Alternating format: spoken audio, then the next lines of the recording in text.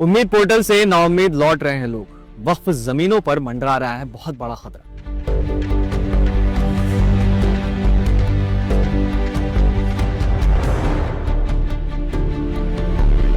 एक दिसंबर 2025 को supreme court ने उन सभी याचिकाओं को रद्द कर दिया जिसमें लोगों ने ये मांग की थी कि उम्मीद पोर्टल पर सारी वक्फ प्रॉपर्टीज को अपलोड करने की जो 6 महीने की मुद्दत दी गई थी उसे बढ़ा दिया जाए। जस्टिस दीपांकर दत्ता और जस्टिस अगस्तिन जॉर्ज मसीह की बेंच ने कहा कि कोर्ट के पास ये अधिकार नहीं है कि वो वक्फ कानून के सेक्शन 3B में दिए गए डेडलाइन को दोबारा लिख सके। कोर्ट ने पेटिशनर्स को कहा कि वो इसके बजाय अलग अलग केसेस में अपने रिलीफ के लिए वक्फ ट्रिब्यूनल्स का सहारा ले सकते हैं।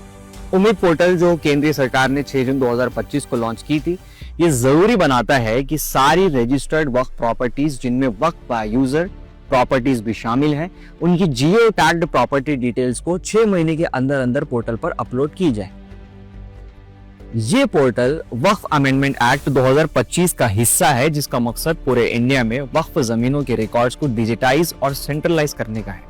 हियरिंग के दौरान पेटिशनर्स जैसे all India Muslim personal law board, AIMPLB और दूसरे मजहबी संस्थाओं के बॉडीज ने कहा कि लगातार टेक्निकल प्रॉब्लम्स और पुराने हिस्टोरिकल रिकॉर्ड्स का गायब होना और रजिस्ट्रेशन का बहुत छोटा विंडो हजारों वक्फ मुतवल्लिज यानी कि केयरटेकर्स के लिए इस प्रोसेस को लगभग नामुमकिन बना रहा है। और हो भी क्यों ना, जिस देश में रेलवे की वेबसाइट पे आदमी को टिकट बुक करने में परेशानी होती हो, वहां पर इतनी बड़ी संख्या में दस्तावेजात का आखिर एक छोटे से सिंगल वेबसाइट पोर्टल में रजिस्ट्रेशन कैसे हो पाए।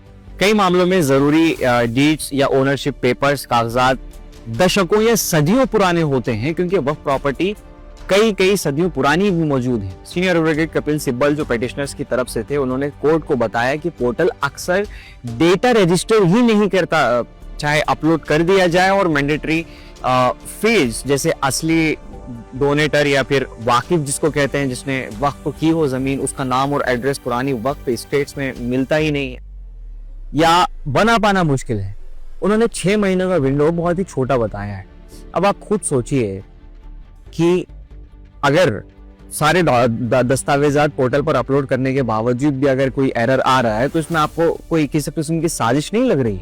लेकिन कोर्ट ने ब्लैंकेट रिलीफ देने से मना कर दिया और कहा कि वक्फ अमेंडमेंट एक्ट में पहले से एक कानूनी रेमेडी मौजूद है, यानी प्रभावित पार्टी वक्फ ट्रिब्यूनल में एक्सटेंशन या एग्जेम्पशंस के लिए अप्लाई कर सकती है।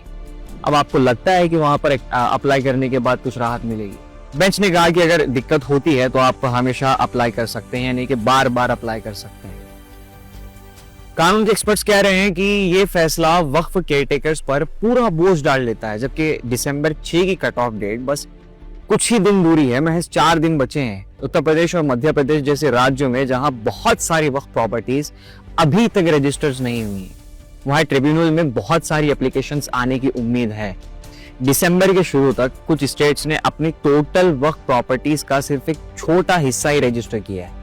तुरंत क्या होगा ये अभी साफ नहीं है, लेकिन सिविल सोसाइटीज ग्रुप्स और वक्फ रिप्रेजेंटेटिव्स का कहना है कि टाइम पर रजिस्ट्रेशन ना हो पाना, खासकर वक्फ बाय यूजर जैसे स्टेट्स जिनके पास फॉर्मल डीड्स नहीं होते, ये सब डिस्प्यूट्स वक्फ स्टेटस खोने या सरकारी टेकओवर और रिक्लासिफिकेशन तक ले जा सकता है। अर्थात कुल मिलाकर के बात यह कि मुसलमान अपनी जायदादें, वो जायदादें जो अल्लाह के नाम पर वक्फ कर दी गई, वो खो सकते हैं या फिर खो देंगे।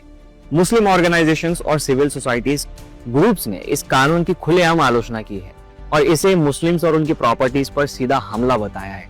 उनका कहना है कि सरकार ने ये बिल इसलिए लाया है ताकि जानबूझकर मुस्लिम्स को टारगेट किया जा सके और पूरे देश में वक्फ प्रॉपर्टीज पर अधिकार और कंट्रोल हासिल किया जा सके। फिलहाल लाखों वक्फ इंस्टीट्यूशंस जैसे मस्जिद, दरगाह, मदरसे, कब्रिस्तान और चैरिटेबल एंडोमेंट्स ट्रिब्यूनल के ऑर्डर्स का इंतजार कर रहे हैं, उम्मीद करते हुए कि प्रोसीजर उनके पुराने समुदाय एसेट्स को बचाने में मदद करेगा।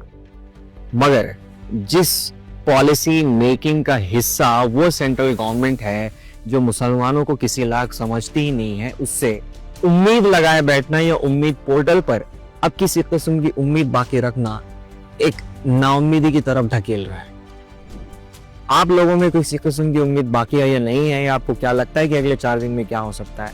या वक्फ ट्रिब्यूनल का जब एप्लीकेशन वहाँ पे जाएंगी तो वहाँ से क्या फैसला आएगा, अपनी टिप्पणी नीचे कमेंट सेक्शन में जरूर रखें। मगर अब तक फिलहाल यही बात कही जा सकती है कि जो अगले 4 दिन बचे हैं वो मुस्लिम्स के लिए काफी क्रूशल होने वाले हैं इंडिया में।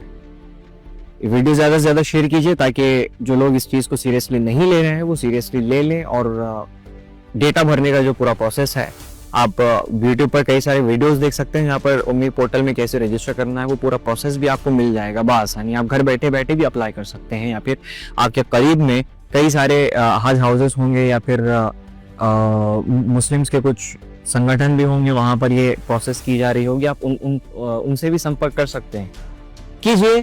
मगर इस चीज को अभी सीरियसली लेना बहुत ज्यादा जरूरी है। वीडियो को शेयर कीजिए ताकि इन्फॉर्मेशन ज्यादा लोगों तक पहुंचे।